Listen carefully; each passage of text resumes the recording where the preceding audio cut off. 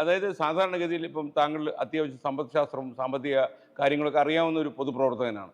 എപ്പോഴും വികസന പ്രശ്നങ്ങളും അതുമായി ബന്ധപ്പെട്ട കാര്യങ്ങൾ തന്നെയായിരിക്കണം ഒരു തെരഞ്ഞെടുപ്പിലെ മുഖ്യ അജണ്ട അല്ലെങ്കിൽ ചർച്ച എന്ന് പറയുന്നത്. എന്നാൽ ഞങ്ങളെ ഈ ടെലിവിഷൻ ചാനലുകളൊക്കെ അതിനൊരു ഉത്തരവാദിയാണെന്ന് ഞാൻ സമ്മതിക്കുന്നു. അതോടൊപ്പം കേരളത്തിലെ മാധ്യമങ്ങൾ അജണ്ട ഫിക്സ് ചെയ്യുന്നു.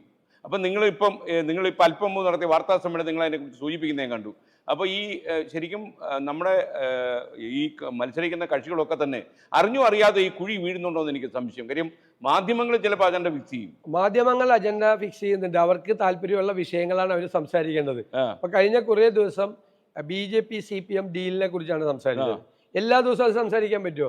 തെരഞ്ഞെടുപ്പിൽ പോസിറ്റീവായിട്ടുള്ള കാര്യങ്ങൾ പറയണം. ഇപ്പോൾ ഞങ്ങൾ തന്നെ ഉദാഹരണത്തിന് പുതുയുഗ യാത്ര രാഷ്ട്രീയ ജാഥയാണ് തെരഞ്ഞെടുപ്പിന് മുമ്പ് നടത്തുന്നതാണ്. എല്ലാവരും നടത്തി ജാഥ.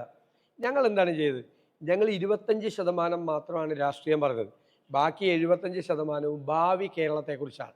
അപ്പോൾ ഞങ്ങൾ ഗവൺമെൻറ്റിനെ ഞങ്ങൾ രൂക്ഷമായി വിമർശിച്ചു. ഗവൺമെൻറ്റിൻ്റെ പരാജയങ്ങൾ ഉയർത്തിക്കാട്ടി. അതേ അവസരത്തിൽ ഞങ്ങൾക്ക് തോന്നി ഞങ്ങൾ എവിടെയാണ് ഗവൺമെൻറ് പരാജയപ്പെട്ടത് അവിടെയെല്ലാം നമുക്ക് കേരളത്തെ കൈപിടിച്ചുയർത്താനുള്ള കൃത്യമായ പദ്ധതികളും പരിപാടികളും വേണം.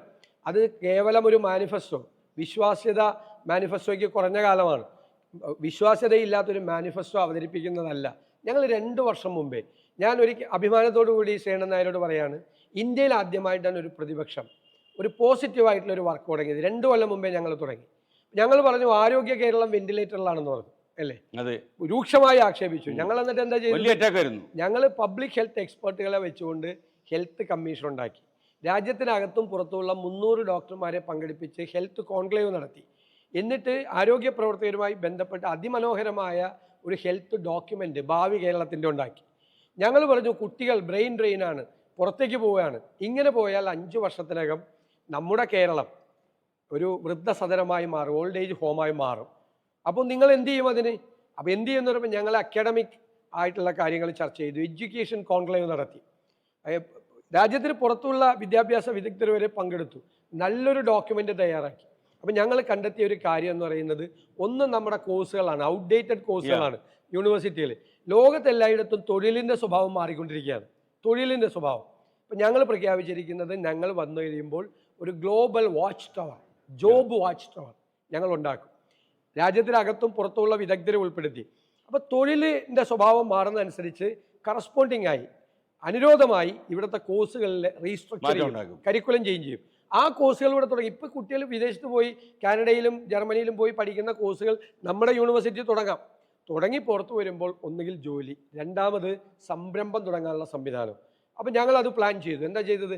1000 സംരംഭങ്ങൾ ഷോക്കേസ് ചെയ്യാം തുടങ്ങാൻ. അപ്പോൾ ഒരാൾ വരുന്നു, ഒരു ചെറുപ്പക്കാരൻ വരുന്നു, അയാൾ മാനേജ്മെൻറ്റ് എക്സ്പേർട്ടാണ്, പക്ഷേ ടെക്നിക്കൽ സപ്പോർട്ടില്ല. അപ്പോൾ ഞങ്ങൾ ടെക്നോ മെൻറ്ററിനെ കൊടുക്കും.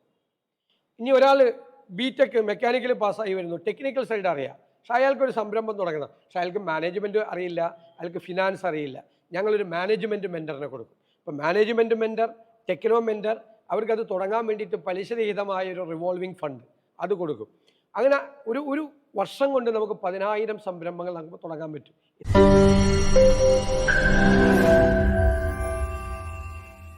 ലോകത്തെവിടെയായാലും ഏത് സമയത്തും 24 വാർത്തകളും ഓഗ്മെന്റഡ് റിയാലിറ്റി പാക്കേജുകളും എക്സ്പ്ലെയിനറുകളും വിശദമായി കാണാൻ ഞങ്ങളുടെ YouTube ചാനൽ നിങ്ങൾക്ക് സബ്സ്ക്രൈബ് ചെയ്യാം.